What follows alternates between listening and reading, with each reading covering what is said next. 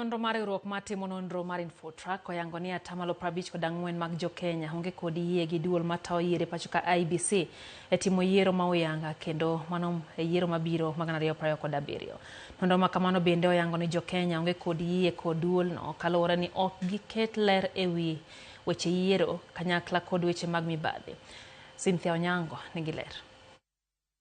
Covering all regions, so youth included. Nonro mar INFOTRAK maduoko ne ochopo e kinde ma Jo-Kenya ni kod siso mathoth e dwaro ng'eyo gimomiyo sirikal pok ochuogo duol mar IEBC, oyango mong'ith gimomiyo Jo-Kenya moko ok ne ogoyo mbulu kinde yiero ma 2022. Nonro ni oyango ni 27% mar Jo-Kenya ne onge kod dwaro mar goyo mbulu, 25% ne tuo kata ne ni kod dich, kata 25% machielo ne neno ni ombulu margi ne ok dhi kelo lokruok moro amora. 20% ne ok ondikore kaka jogo ombulu, 14% ne owito bokgi mag ndikruok, kata 5% ne onge machiegni gi kama ilute ombulu.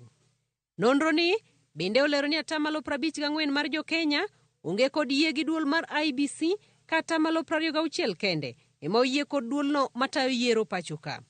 E kwan ni, gwenge ma Nyanza kod Nairobi otelo kod 59%, ka gwenge mag ugwe mar Kenya luwogi kod 58%. Masawa ni kod 55%, ka hoho mar Okak ni kod 49% mar koso yie e IEBC. Only 26% of Kenyans have confidence in the IEBC to conduct free and fair elections in 2027.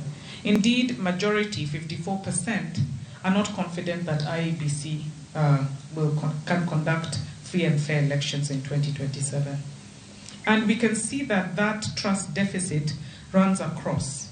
It is, majority in northeastern, eastern, central,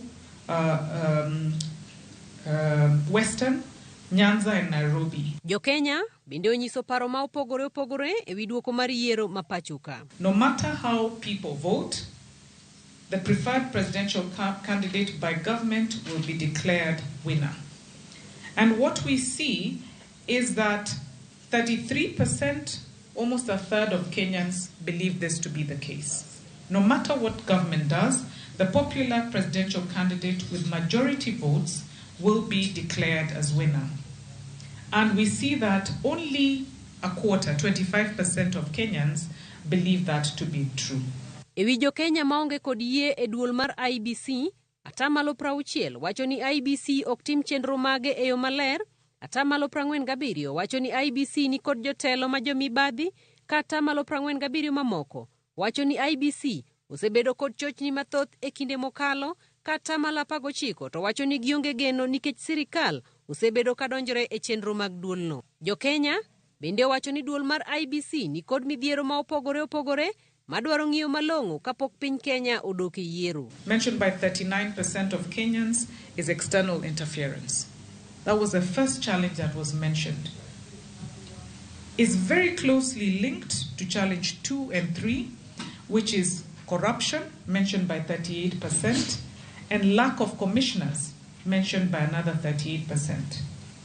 Such that the agitation by various stakeholders, including religious leaders, civil society bodies, on the urgent need to reconstitute the IEBC is a real important challenge because it is felt by the electorate, the real owners of the country. Duoko mar nonro makama bende olero moko kuom pach Jo-Kenya magiwacho ni ponono sirikal otiyogo to nyalo konyo duolno duoko chia mare. One, as mentioned by 40% of Kenyans, ensuring independence and impartiality of IEBC. The second, which is very closely linked, mentioned by 39% of Kenyans, is can we please ensure elections are free, fair and transparent.